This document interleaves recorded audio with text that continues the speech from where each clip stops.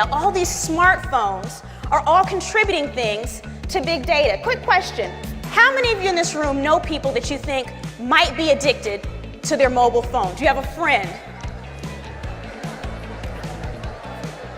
Not us, a friend. Has anyone in here ever forgotten their phone at home before? How do you feel? Terrible, off. Somebody said naked.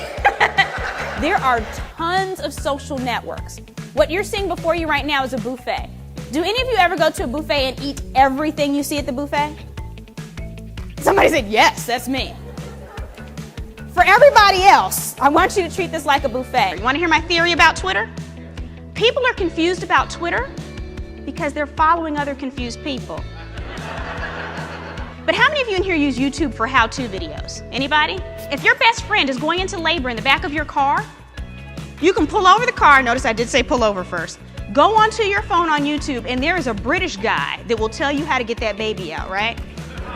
No matter what it is you want to learn how to do, there's a British guy that will tell you how to do it. How many of you in here have noticed that mobile phones, social media, and apps have shifted the way that we communicate with each other? Who's noticed this shift? A major shift, right? What's important for us to understand is that our clients are the exact same way.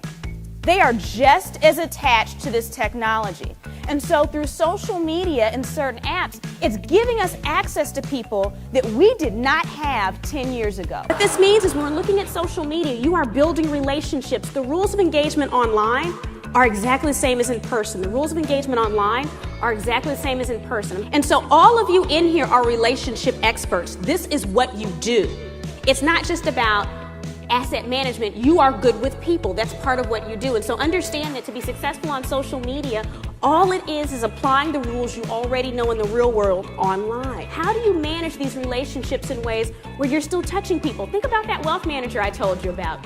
She stayed in contact with me. We saw each other at events from time to time, but one of the things that endeared me to her was the information she was posting in between these meetings that made her a constant in my life, whether she knew it or not, so that when I needed her services, she was the first person I thought of. Your most important asset is your network, because this is where you can tap into people that can help you with the things you cannot do. And so leverage your network, because the people that you know, it's not about even who you know, it's about who knows you. And so social media allows you to tap into your network in ways that people before you could not. And so the way that you communicate within different cultures shifts. Even if it's the same message, the way that you communicate with people across different cultures, you have to adapt it based on their culture.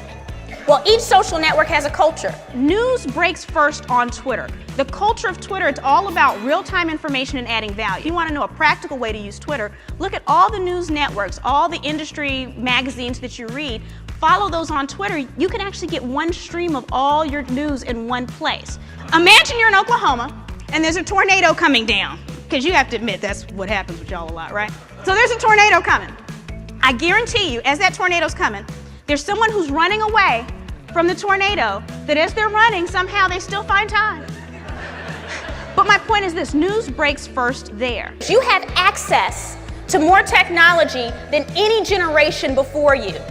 You can actually, if you see a need in another country, you can actually go on social media, contact someone on the ground, and do something about that problem in very short order. You have power. All this technology makes us more efficient, effective, and connected, but it does not replace face-to-face communication. It does not replace phone calls. It does not replace handwritten notes. If any of you in here master handwritten notes, I am telling you, it'll make a huge difference in your career.